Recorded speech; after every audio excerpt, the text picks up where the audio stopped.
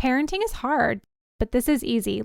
Listen to Stroller Coaster, hosted by Lynn Smith, a mom and former news anchor for NBC, and co-hosted by an improv comedian. And it's a place to be entertained and to laugh over crazy parenting moments and to learn something new. Stroller Coaster was voted Best Branded Podcast 2024 by Digiday, and Stroller Coaster is created by Munchkin, the most loved baby lifestyle brands in the world. I just got done listening to their transitions episode and I really resonated with it. And I just loved how they were talking about kids really needing to have that connection piece before we can expect them to follow directions or to transition easily or to get their shoes on, get out of the door, get in the car. I just felt so seen as a toddler mom. And this season, they're talking about things that we really all should be talking about, like how to stay connected with our kids once they're in daycare, how to hold on to your patience as a parent, why kids are so obsessed with snacking, and the hilarious but important process of making friends with other parents. So follow Stroller Coaster on Apple Podcasts, Spotify, wherever you get your podcasts, and make sure you leave them a rating and review.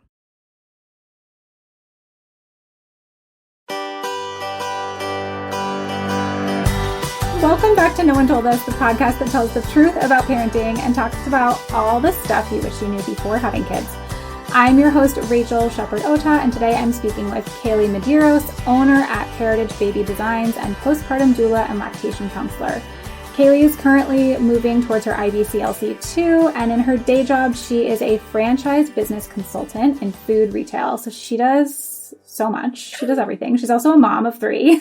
So truly all the things.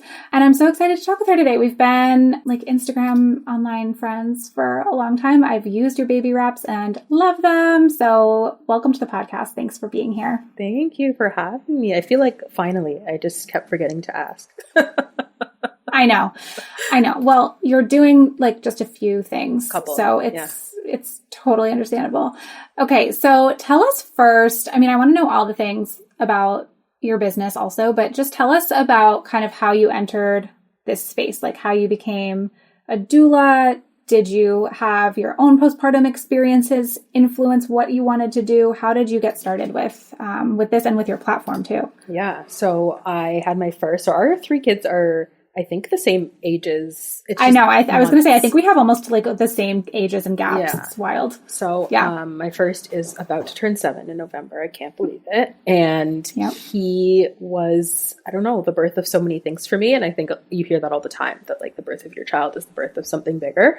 And I always knew I wanted to be a baby-wearing mom. My nan, who was my second parent, I just had my mom, and she was an RN, but she actually trained as a midwife, and she trained Call the Midwife, the show. That was her life. I actually got her to watch it with me once, and she was like, yep, I was on a bike, I lived in a convent, that was the whole thing. And so my love, I think, for just babies and infancy stemmed from that, and I was exposed to a lot. She was actually also a sociology and anthropology major, and so I was exposed to just a lot of the psychology and physiology behind, child rearing and postpartum. And always knew that I wanted to have my babies close to me and try and replicate, I guess, what wasn't in my own culture anymore, being in Canada. Mm-hmm. And so then my son was born, started Babywearing, fell in love with it, and thought, I need a better brand to support. Not that what was out there was awful. I think there's so many great baby-wearing brands, and I'm friends with many, but there was just something missing. I wanted more advocacy for the parent. And so I started my own brand with that in mind. And here I am 6 years later, still going. Sometimes it feels like a miracle. And then, truly. Yeah. And then had more children, was more exposed to the postpartum world, just being in the baby wearing corners, and realized there's just so much missing. It breaks my heart to think that there are people walking around this world having their babies just with nothing, with no support. And I don't mean financial support even. Unfortunately, that is part of the equation, but they don't have the person there to hold their baby for them so they can pee. And it's such a simple thing to think, I just want to get up and go to the washroom. And then you have to choose between whether you're going to do that with a baby in your arms, maybe on your boob, or screaming at you for the duration of this toilet break, however short or long it may be. And for all we know, that's the 10th time that baby screamed at you that day, and it's your absolute breaking point. And it just is so heartbreaking that there are people out there that I think feel like they have to live that way. And I feel so strongly that they don't have to. And the more that I've been in this corner of the world, the more I felt called to just work in it even more. And then I just had a bunch of customers who were like, you did more for me than just provide me with a baby carrier. Like, I talked to you in the middle of the night when we were both nursing our babies, and you had so many nice things to say, and you really helped me along, and your baby carrier and the brand message really helped me get through those tough 3 months. And I just thought, oh my God, why am I still working in corporate? Why am I still doing this when there's something I'm so much more passionate about that can really have a huge impact? And I know you know as well as I do, because we're nerds and read studies, that maternal mental health care is public health. And so 100%. Here I am. Yeah. Yep. I love it. Okay. So I want to first talk a little bit about baby wearing and about heritage baby designs and just baby wearing in general. So it feels like baby wearing has become almost like a trend, which is great. I'm so glad people are learning about it and people are doing it, but it's actually not like new. It's not some trendy thing.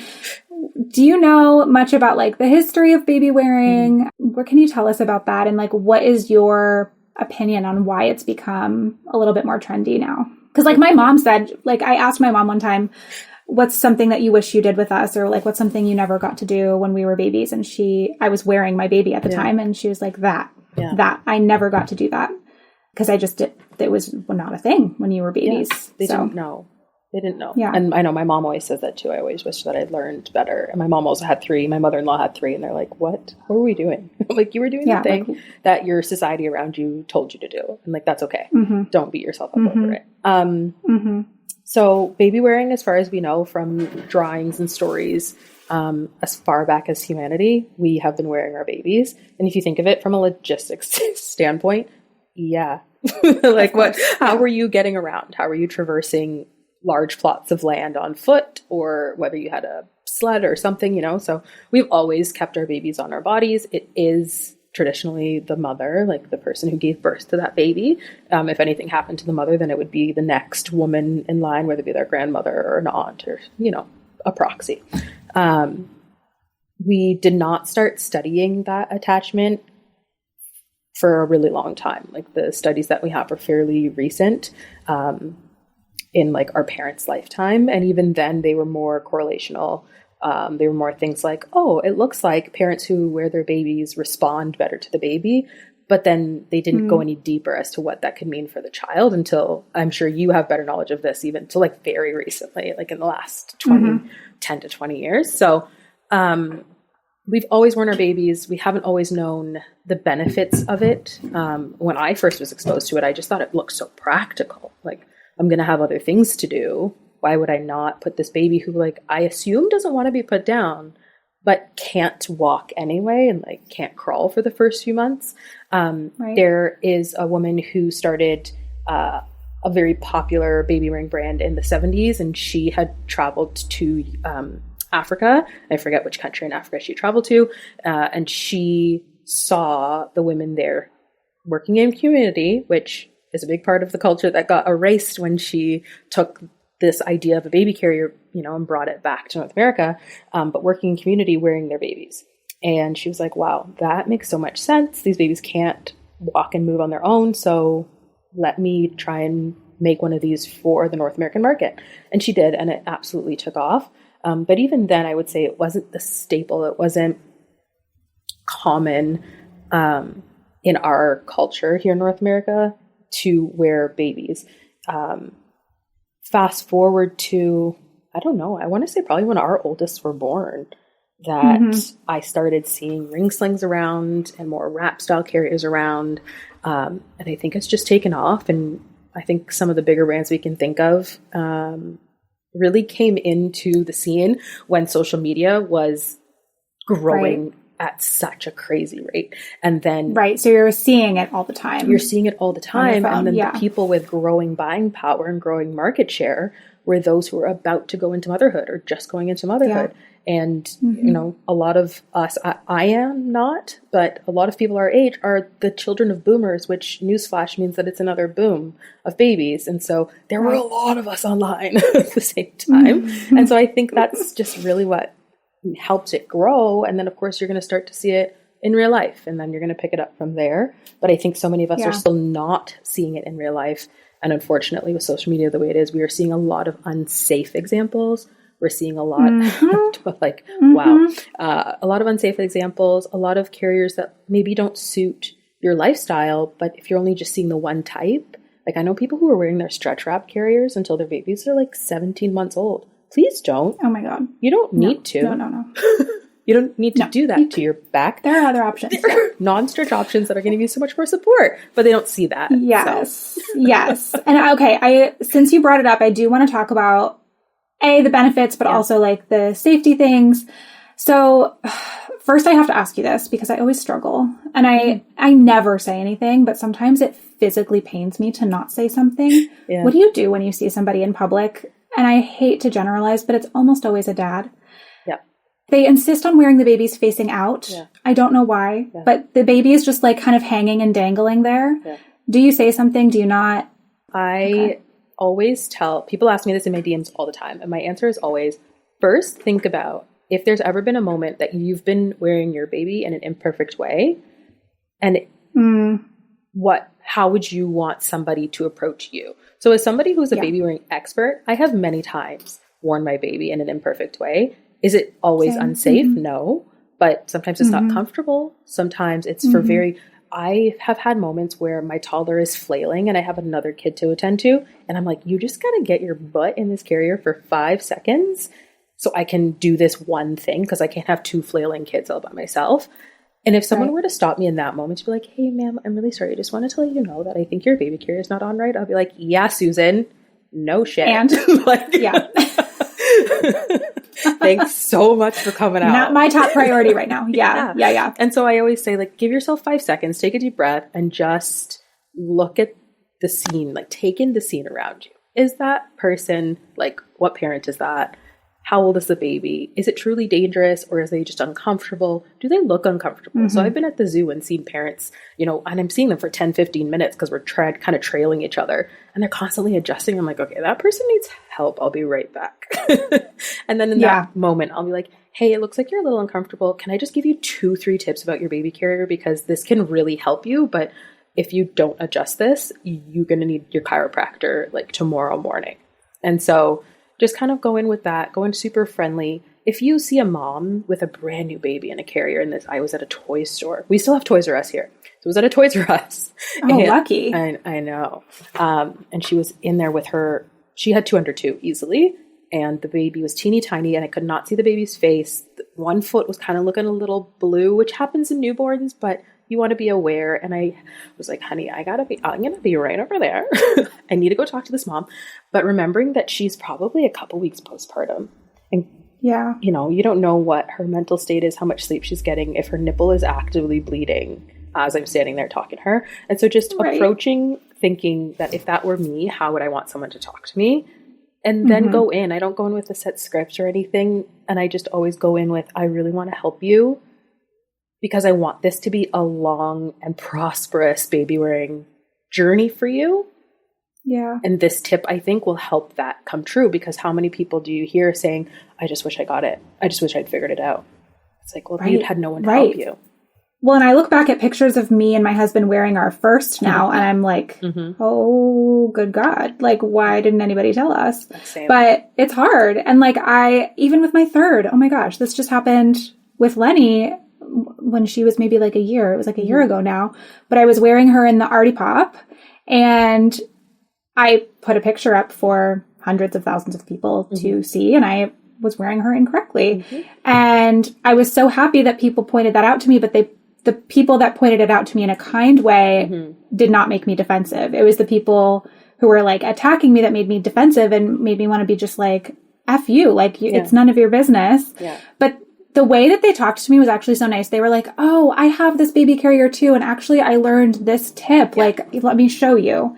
And that was such a nice way for me to be approached about it. And I was like, oh my gosh, thanks. I would have never known that. Yeah. And then I shared it with my community, and I owned up to it and said, this is very wrong. Here's the tip that I learned, so you can not make the same mistake. But yeah, it can be delicate. But I also think you bring up a good point, is like, is that baby actually in danger, or do they just look a little uncomfortable for the moment? And like, is it really worth bringing it up. Okay, so thank you for that advice. Now, why should someone baby wear? We're going to talk about the benefits after a quick break.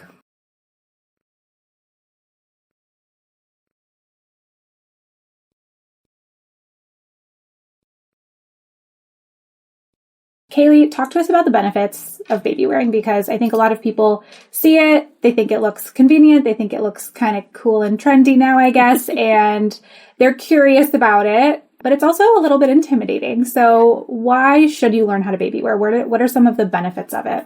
So, like I said, there's emotional benefits, physiological benefits, and let's just start with the pure physical benefits. Your baby can't go anywhere on their own. We all know this. We buy a multitude of gadgets to remedy this situation. Yep. And so your baby needs to get around. Sometimes the best way for that to happen is on your body. If you have a summer baby, especially, you go to like fairs and you're going to playgrounds, I went to Montreal, and everyone who's been to Montreal, that is not a stroller friendly city. There's cobblestone roads. You're not getting a stroller through there nicely. So I was just in Portugal and the same thing. No. We brought a stroller and didn't use it a single time, maybe once, but I was baby wearing the whole time. The shops are small, especially if you're going to somewhere that has, small doorways and things like that. It can be really, really cumbersome to have a stroller. And then these are expensive and you think, okay, I'll leave it outside. And then what if someone steals it or it goes missing? I'm not to say everyone's evil in stealing strollers, but I would be worried. Okay. So why not put your baby on your body? When you're home, if that baby, the only thing that's going to make them happy is to be in your arms, on your body. And the thing that drives you up the wall is sitting around doing nothing. Oh boy, do you need a baby carrier to get outside? Yep. We also know that there's so much power in fresh air and sun and just a little bit of fresh breeze on your face. And maybe you don't have outside space where you live. That's a very real scenario for a lot of people. Have a baby carrier. You can get outside with your baby on you. You're both getting the benefits of being outside, and your baby's getting to be on you where they're not crying, because many babies really hate strollers. Really, you have a car seat hater. I have 3 of them. Yeah. Hello. And so 3. Yep. This is a very, very real scenario for a lot of people. So that's one side of it. The second is from an emotional standpoint. We know that touch connection boosts happy hormones, and baby wearing facilitates that for you. We don't actually have studies directly saying that baby wearing causes happiness. We don't have any of those, but we do. Not yet. It's coming. But we do know that the connection and the touch boost those happy hormones, and it's obvious to see with that baby wearing facilitates that. We also know if you plan to nurse your baby, that the connection, the skin to skin, can boost your milk production, especially in the early days. It can help your milk come full from colostrum a little bit quicker. I'm not promising like 2-3 days, but especially if you're a C-section parent, you can really boost that, up to 4 days, which is very exciting instead of 5 or 6 days out. Yeah. So like no promises, but these are the things that we do see happening when you. So can C-section moms baby, like how soon can they baby wear? Yeah. So it of course depends on your surgery. If everything goes well and you're sent home and everything's good, you can be in a ring sling or a carrier that doesn't put pressure on your abdomen pretty soon after. My advice always for my postpartum clients who are baby wearing after a C-section is to do it sitting down if you want to.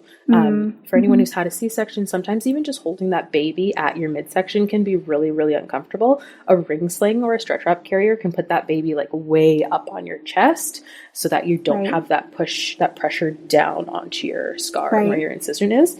And just like recline back in a chair with your baby across your chest is really comfortable. I love that. And it's better for them to be higher up anyway, right? Can you explain T.I.C.K.S and what that means, or if you have a better way to remember how to keep your baby safe in a carrier? But I know T.I.C.K.S, one of the acronyms is like close enough to kiss, right? You want their head to be close to your chin. Yeah. So there's a couple of reasons for that. One is that you're going to be able to feel their breath. You're going to be able to feel their chest moving up and down. People who have never been around a newborn get really weirded out by newborn breathing. Rightfully so, guys. It's not just you, it's all of us. They just like stop breathing. It's loud, it's weird. It's loud, it's weird, and then they just stop breathing for like 2 seconds. You're like, oh my God. And then there's a deep breath again. You're like, okay. That's normal. You okay there? Yeah. Scary and normal. But when they're up that close on your chest, you can feel it. You can feel their heart beating and know that they're okay. The other thing it does is promotes the right curvature of the spine and the right position of their head. So you want to keep their chin off their chest. Think of a hose. If you have a kink in the hose, it's going to restrict the flow of whatever's going through that hose. And a baby is especially susceptible to getting kinks. So you want to make sure that their airway is open and clear from tip to toe. And so just keeping them up high on your chest is where you're going to get a better result for that breathing, and be able to see them. And then the last one is you want to make sure that you can see their open airway. So you want to be able to see their face. Their nose shouldn't be covered, their mouth shouldn't be covered. You get a lot of these comments online from people who think someone's carrying their baby in a dangerous way because the person looking at their phone can't see the baby's airway. And I want to be really clear that the person that needs to see the baby's airway is the person who's wearing the baby. Right. That's the only person that has to be able to see. And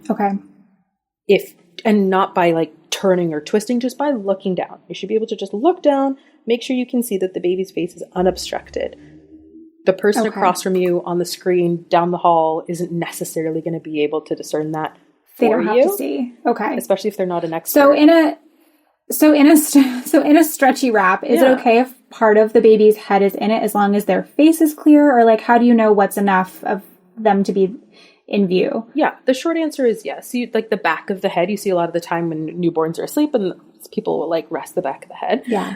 You want to ensure that that's not too tight because you can restrict the baby's ability to move their own head. It's really important that, babies with full muscle tone, barring any medical issues, are able to move their head as they please. And it actually counts as tummy time. That's a whole other fact with baby wearing. Love that. But if you restrict the movement of their head, then it doesn't count as tummy time because you're restricting that movement. If you find that your baby's head's really, really floppy, it's probably a fit issue. And in that case, you need to reach out to an expert. I do free fit checks all the time. I know other baby wearing brands do fit checks as well. And there are experts you can find online. If you just type in baby wearing consultant near me, you'll find plenty of people willing to help you get a good fit in your carrier. Okay, amazing. Yeah, that's so important to have a proper fit. And since I mentioned T.I.C.K.S, I'll just go through it really quickly. I just Googled it to make sure I say Yeah, you did say it right. Yeah. Right. So the T is for tight, but not too tight, right? I in view at all times. You were just talking about that. C, close enough to kiss their head. K, keep off the chest, which is referring to their chin. So baby's chin off of baby's chest, right? And then S, the supported back, which again, if everything's fitting properly, that should be in place anyway, right? Yeah. That nice C curve of their spine is what you would want to see. And the supported back, I don't know if this is an official thing, but I always say that's both for you and your baby. So if you feel that your back isn't properly supported in your carrier, if you have like a stretchy wrap, for instance, spread that fabric across your shoulder blades, make sure that if you have an X on the back, it shouldn't be up near the top of your spine. It should be down closer to your shoulder blades or down the center of your back, depending on your carrier. And if you have a waistband, that it is hitting the right spot in your back, because then you're going to be uncomfortable too. Like, that's not fair. Yeah. Yeah. And baby wearing only works so long as you can sustain it, right? So it's really important for you to be comfortable too, because I would not have been able to live without baby wearing. Like you mentioned, the mental health aspect and getting outside, and some babies will only sleep in a carrier sometimes. Like my first, I every single day got out. I took a walk around Golden Gate Park with him for his first nap of the day. I got myself a little coffee. I would listen to my podcast, get that fresh air, get that movement, and it helped my mental health so much. I was in such a better mood for the rest of the day when I did that, and he loved it. He conked out immediately. Yeah. And then, with babies number 2 and 3, it's literally just survival. Like, you have to, I don't know how you would have more than one kid without baby wearing, honestly. I don't. I tell people. Because they all need you at the same time. And they don't care. They don't care they do not care that there's a new baby. No. They give zero shits. They're still... Do this puzzle with me. Yeah. Make me banana bread. Like, how am I going to do any of that? No, the toddler was screaming in my ear yesterday, and my oldest was like, "Did you see my Pokemon?" No. No, also, I don't care. Yeah. But not at this moment, buddy. Thanks. I want to add that for people in cold weather climates, because I know someone's going to be listening to me like, but I live in Canada. Like, I can't. I live in Ontario, Canada. and it's cold. I have 2 cold weather babies, November and January. Okay, so what did you do? Go outside. And I know it sounds get a coat. Insanity. It sounds insanity. Go outside. A newborn baby in an oversized winter coat will fit you. I am not one to promote fast fashion. However, go to Walmart, upsize your parka, and you can zip that baby in that parka with you. As baby grows, you can start looking into attachments and things. Please don't buy those before you know that you're going to be baby wearing through the winter with a bigger baby. They're very expensive, so don't go wasting dollars. Yeah, I've seen those, yeah. Get outside. Take a hot coffee. Get yourself all dressed up. Put a hat on the baby. Put a hat on the baby. And please go outside. The sun is just it's still so beneficial. Medicine. Yeah. Okay, I'm glad you touched on that because, we would definitely have people complaining if you didn't give that disclaimer. Rachel, you're in California. Canadian, what do you know? Get it. Yeah, exactly. I know. I'm in California. I really have zero.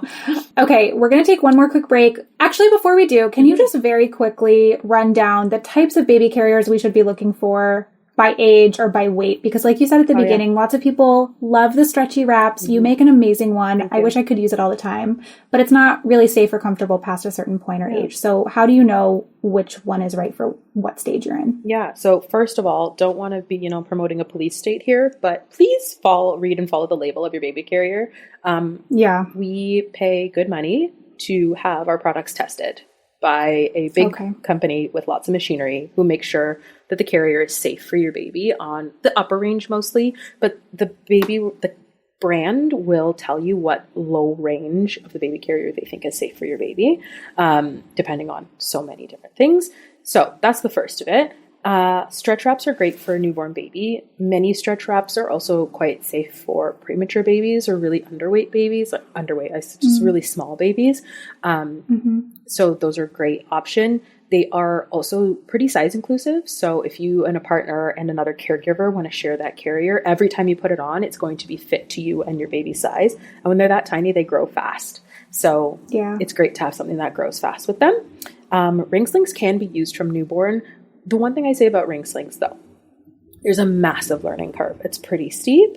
If you're not practicing before that baby comes, maybe hold off on the ring sling when you're freshly postpartum and you're learning so many things at once. But if you can get it as a baby shower gift or something like that, and you can practice before baby comes, it is my favorite carrier from birth all the way into preschool. I'm actually releasing a new carrier, which I'm sure we'll talk on later, but that is also good from birth. And it's like a Medei style carrier, just like an Asian traditional style carrier that is good from birth also. And then as baby grows, you're going to want something that doesn't have stretch in it. As your baby gets older and starts to twist and turn and move on their own, you want something that's going to have very little give for them to compromise your safe and comfortable carry. So the reason I don't like people in bigger babies wearing a stretch wrap is that baby is going to dive for the dog that they see on your walk and slip out of a stretch wrap carrier. Not fall to the ground, but you're both going to be hurting from a quick catch. So put on something with no stretch that they can take that dive, and all that's going to happen is you might spill your iced coffee on the dog. That's sad, but okay. Small problem. Yeah, exactly. And then as they get into toddlerhood, something that you can put on your back.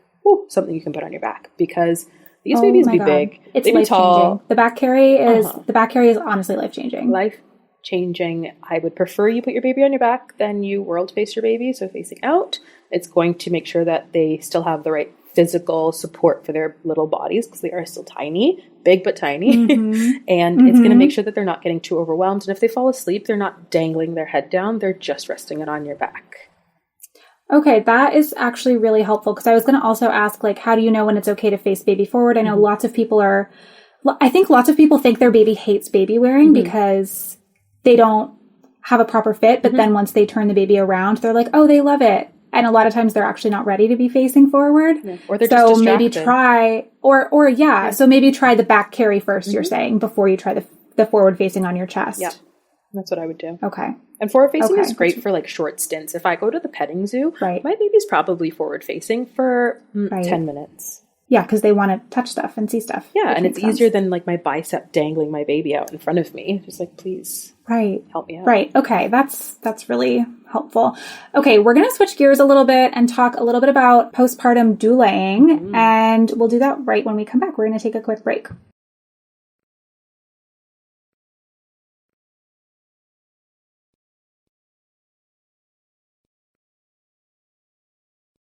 Kayleigh, in addition to doing all the things, you are also a postpartum doula and a lactation counselor.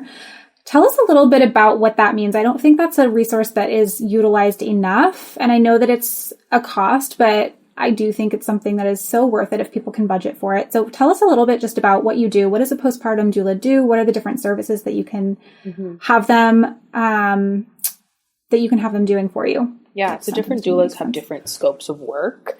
I really focus on postpartum. There are birth doulas. There are death doulas also. So I focus on just really that 3 to 6 months after your baby comes home. I want to be there to help you feed yourself, take care of your baby. I think a lot of people do think that a doula is going to come in and provide childcare for other children. And I'm not saying that some doulas won't, but the role of the doula is really to help you succeed in your postpartum and newborn journey. So if you can remember postpartum and newborn, that's really the focus. And so I'll come in and cook you a meal. I'll come in and, you know, maybe I will tidy up a little bit around your house. I'm not a housekeeper, but if it's just us in the house with the baby and there's something that you're behind on, put away the baby's laundry. Absolutely. Hold the baby if you want to have a shower, run you a bath, set up your sitz bath, and nothing is going to freak me out. First of all, I've done it all myself multiple times. Also, I was raised by a nurse, so nothing can scare me. I've heard some awful stories.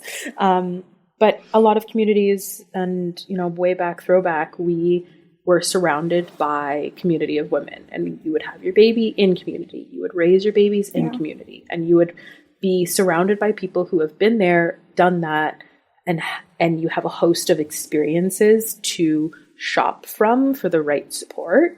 And we just don't necessarily have that anymore. I was really fortunate that I did have that. I have cousins and aunts and friends and neighbors and grandmas surrounding me that I would call at any time to ask questions to. But if you don't, there are so many things that happen in postpartum that can throw you for a loop. And you just want to know if it's normal. You're not even necessarily looking for a solution all the time. You're just is this something I should be concerned about?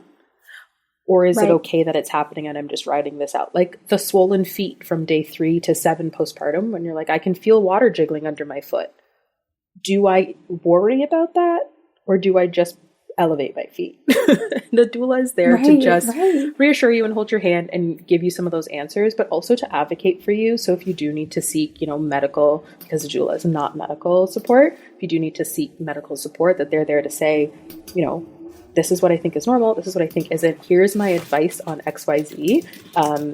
And here are the things that I would tell your midwife or OB or general practitioner or pediatrician for your baby. Yeah.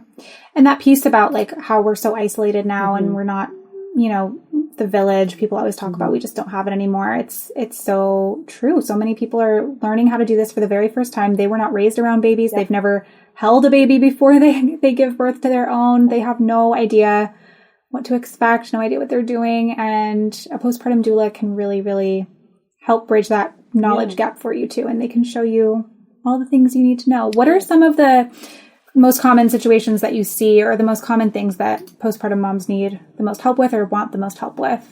I think first and foremost, someone who understands just the season of life that they're in so that they don't feel crazy. I'm sure you hear it all the time with sleep. I just feel crazy. It's sometimes you are losing it a little. Sometimes you do need some therapy. Sometimes you need, formal therapy, and sometimes you just need someone to listen to you. From someone who's been there and can say, don't worry, it does pass. I'm on the other end of this and here's how I got through. But then also I think when the baby is screaming and her nipples are hurting and her hips are hurting, she doesn't know why, and she's got cramps and, the baby's out, but she doesn't understand, or you've had a C-section, you're bleeding more than you expected to because no one prepared you for the fact that you bleed a lot after a C-section because there's still lots to shed. Or your temperature might be ever so slightly elevated, not to a point of a fever, and you're wondering whether you're sick, and just to have someone there to put their hand on your shoulder and say, I got this. Sit down. Just sit down, put your feet up. Here's a cold compress, strip off your clothes, to just put your baby on your chest, take a nap. I'm here to watch and make sure that you two are safe and healthy and taken care of. I think it's the birthing person should be the person that is looking after the baby, and then there needs to be somebody to look after the birthing person. And so that's really what the doula 100%. is. Mm-hmm. And partners try. 100%. Partners try, and partners do great. Mm-hmm. It's just not the same. That's all. It's not the same. And a lot of partners just cannot be there. They have to go back to work. Yeah, it's a lot of pressure, right, on one person. Yeah. One thing that is also great about doulas, though, is that they can help the partner. Yes. They can show the partner how to be the support and show the partner what they should be doing. Because a lot of times they just have no freaking idea. And they're like, somebody please just tell me what to do and I'll do it. Yeah. And like the birthing person and the mother is not really one to be giving out instructions and taking on that mental load. And they can't always remember. My favorite lactation visits are the ones where the partner is present and it's in their home. And I can turn to them and be like, you need to do this for her. Yeah. Because she's not going to remember. Do you hear the words I'm saying? She's going to forget by in 5 hours. It's out of her head. Right. Yes. Oh my gosh. Yes. So true. Okay. Well, it's been so fun to talk to you. You're such a wealth of knowledge with all of this stuff. And I know that you guys are launching a new baby carrier, Heritage Baby Designs. Tell us a little bit about the new design and where people can find it. Yeah. So it's called the Kin. And I guess by the time this goes live, it will have been launched for a couple of months. It'll be out. It's just so crazy. Yeah. It's been my little baby for the last few months all by myself. So it's really weird putting it out in the world. So for everyone to judge. As you're about to launch. For everyone to love, you're about to launch something too. So you understand that it's like, oh my God, it's not a secret anymore. So it is a Medei style carrier. A Medei is a traditional Chinese carrier with a tie around the waist and two shoulder ties that act as the straps and the back support. And then there's a fixed panel in the center. What's a little different about mine is it's a half buckle, so there's no tie for the waist. There's only the ties around the shoulder, and I've just been really intentional with the little parts of it. I'm not going to say it's perfect because it'll go out into the world and then I'll find 10 things to change about it. But it is a little bit padded in the waist, but it's not bulky. It can be worn like traditional waterfall style, like the Arta Pop, or apron style, kind of like a happy baby, just so people have a reference. And it depends on the size of the baby. It's got adjusters on it so that the panel height and the seat width can be adjusted after you get the baby in. So a lot of the time we see error in fit, and it's just that you got the baby in and now you're not taking the baby out to make that adjustment. So this takes out that little bit of overwhelm. And it's made to fit people from a U.S. women's size 4 to 26, babies from newborn to 45 pounds. For everyone without a frame of reference, 45 pounds is like a preschooler. So yeah, that's huge. Yeah, you're good. It's gigantic. Yeah. Oh my gosh. Well, that is so exciting. I'm so proud of you, and I can't wait to see it and to try it. Last question to a fellow mom of 3. What is something no one told you before becoming a mom that you wish you knew? That my life would be completely split open. I think, and I don't want to say that no one told me. I have a feeling someone probably told me. Like I said, I was surrounded by moms and parents, and it's like this weird secret that's not a secret. And I think any parent that sees another one on the street knows the truth. Like we all, like motorcyclists, they give their little salute when they pass each other on the highway. Why don't we do that? Why don't moms have a salute? We should, because we don't have hands. Let's make one up. I have the baby in a baby carrier, but I'm holding 10 water bottles and a juice box. And a bike and a scooter. And a bike and a scooter, exactly. And there's probably a soother dangling from my teeth. So, oh my God. But I think we do all know that your life just gets absolutely ripped open. And I've seen it happen. I'm in my mid-30s. All my friends were all going through it, where it's like, what's next now? Because now I'm not living my life just for me anymore. And I think that's the thing that's really life-changing. But I don't know that anyone can really prepare you for it other than to say, awfully, just wait. And not in a bad Good just luck. wait. Yeah. You just have to wait until it's your time. You just have to wait until your calling comes to you. You just have to wait until you know your family dynamic. No one can tell you what that's going to be because it's unique per person. But it's coming, and it's okay, and you'll cry a lot, and you'll feel lost, and you'll need a hug, and you'll cry some more, and then it'll all wash away, and you'll have found yourself. And that's kind of the beauty of it, but also it's so fucking hard. but we all do it. Yeah. But we all do it. Yeah. I just wish someone would have told me how intense it was going to feel. but I don't know that they could have, which is maybe not the answer if some people want to hear, but yeah, that's it. No, I think it's really true. It's like, if you know, you know. And yeah, I love that. I just got chills when you were talking. Thank you so much.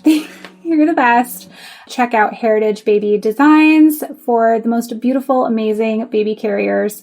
And I will put that in the show notes. And then where can people find you on Instagram? Because you also just share like a bunch of not random stuff, but like life stuff. So where can people find you? I mean, I did just share a dense bean salad. And for those who aren't chronically online in September of the dense bean salad, I saw it and I immediately told my husband, we need to make more dense bean salads. He actually saw her at the grocery store. She's in San Francisco. And he saw her. I know. And he went up to her and he was like, I love your newsletter. Like a loser. I'm on your Substack. Yeah. If no one knows what we're talking about, just look up dense bean salads. By the time this airs, everyone will forget. I know, it's going to be so cringy that we're even talking about it like months later. We'll be back to okay. So where can people find you for? Where can people find you for recipes, etc.? Yeah, I'm at Heritage Baby Designs everywhere, TikTok and Instagram, heritagebaby.ca, and then I'm Your Heritage Doula also on Instagram. Perfect. All right, Kayleigh, thanks so much for joining. You're a joy. Have a great rest of your day.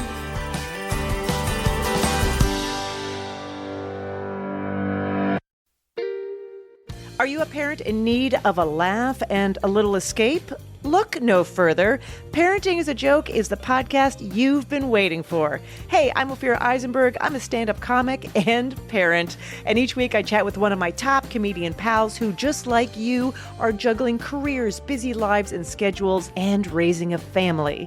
You can expect candid stories, hilarious mishaps that happen on stage and at home, and just a lot of laughs. There's no expert advice here. Well, actually, sometimes a good idea does sneak its way in, but mostly just pure, relatable fun to remind you that we're all in this parenting adventure together. New episodes of Parenting is a Joke drop every Tuesday, so tune in, get ready to laugh, unwind, and maybe even feel a little bit better about your own parenting. Because sometimes that's exactly what your therapist, pediatrician, and bartender ordered. Subscribe now on your favorite podcast platform.